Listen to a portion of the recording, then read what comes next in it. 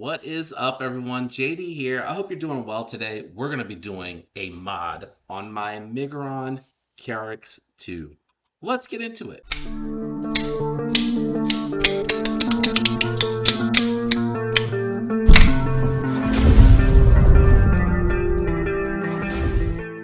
All right, so I'm going to kick it really quick down to the table just to show you a little bit of the footage that I have for this mod.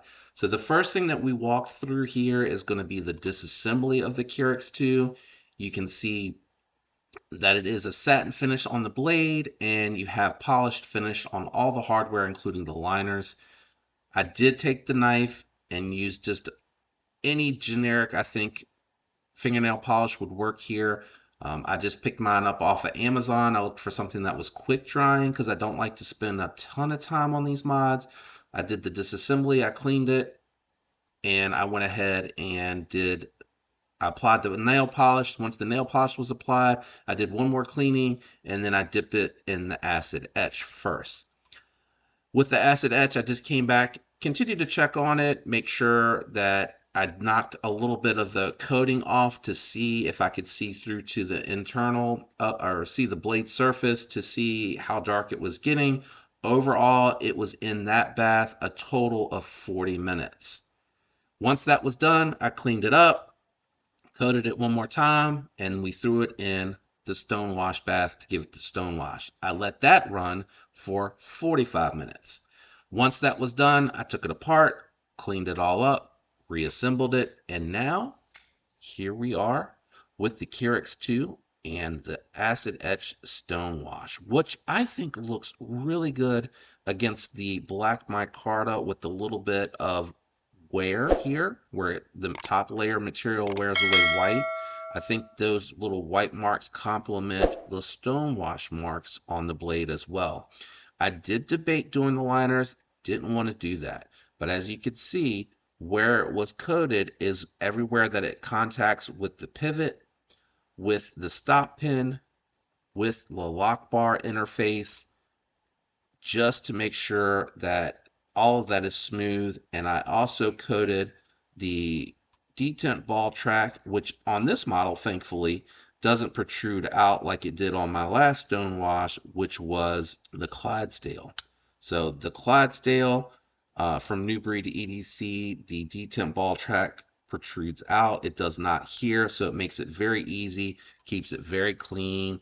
Afterwards, I took it and put on the KME. I did 19 degrees per side, very, very slicey. The only issue with this one, because of the edge termination here, it is a little thick back here, so you do feel like where it meets some resistance, even though it is very sharp and it will cut.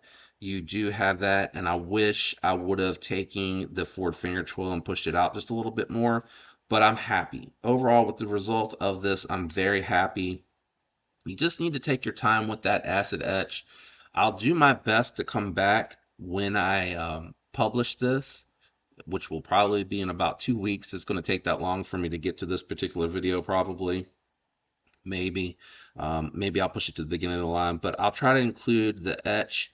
I did pick up that particular tumbler at Harbor Freight, but I'll see if I can find it on Amazon in case you just want to order it to bring it in. And, you know, just any fingernail polish. I will link the quick drying fingernail polish that I picked up, but, you know, I think it came out really nice. You can see some of the stonewash here on the flipper tab. I love how it wears down the edges here too. You see how you have a nice, even, consistent line on the edges, and then the light really shows off what that's, and I've cut with it some. That's why you see some of this here. I've been cutting with it, but it does mask it. Like, I feel like it masks it pretty good, hides that from showing up as much.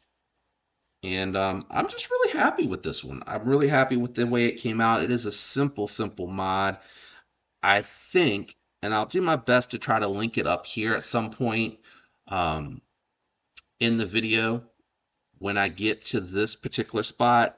But if it's not here where I'm pointing, look for it over here, because it'll drop that link for you up in this corner to where I did this with a full tutorial of how to do it.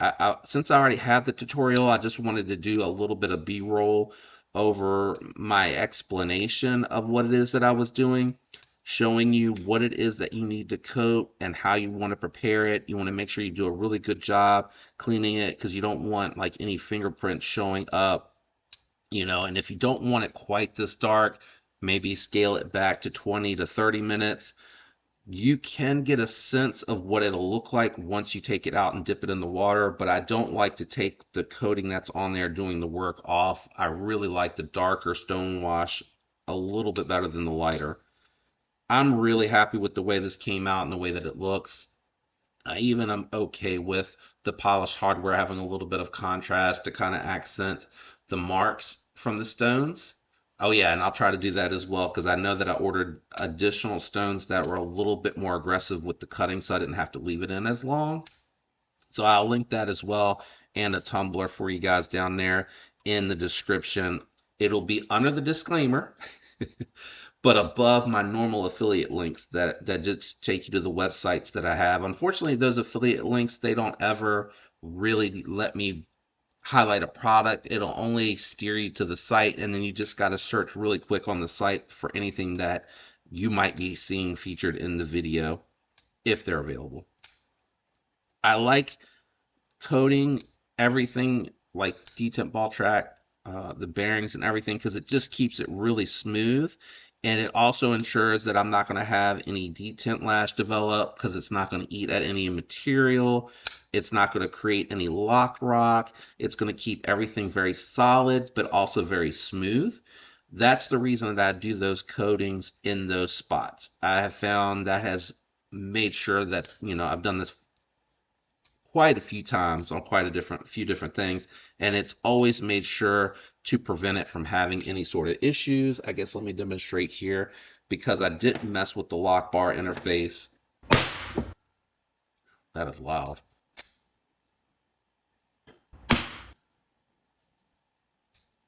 One more time for our 3. So 3 wax. It didn't break. I try to mitigate the lube too, to make sure that the lock bar interface, it is a little dirty, but I try to make sure I use minimal amounts of lube, just enough to kind of coat it. It's a little hard to get down in there the way this is so far down in there. And I've rearranged my desk here, so some of the stuff that was really quick to access is gone. Let me grab, if my screwdriver's in here. Oh, just kidding, screwdriver is over here. So let me try to use this to get down to that lock bar to see if I can clean it off. It looks like there's a little bit of gunk. Yeah, it was a little bit, just a little bit, not much. It's pretty clean otherwise. Yeah. Not that I had any lock stick or anything going on, and not like it failed, but just keep that in mind. Those can be factors for both lock stick and for lock failure. What do you think about the stonewash? Do you like the way this one came out? Yay or nay? Let me know down in the comments below. Really happy with this one, and I think I am now ready to move on to some other knives just to practice a little bit more, make sure that I've dialed in the length of time and everything like that. And the steel can cause it to vary, the material can cause it to vary, but I have found that pretty consistently with the etch that I have, leaving it in there gets it that nice dark stone wash. I really like that a lot. Let me know what you think down in the comments below, guys. I just realized I moved that to get into that drawer. Shout out to everyone out there that watches, comments, uses those links. All of it helps the channel, helps the algorithm, allows me to continue to bring you stuff and content, things like this, reviews. I love you guys. Thanks for the support. Catch you on the lives. Until next time, peace.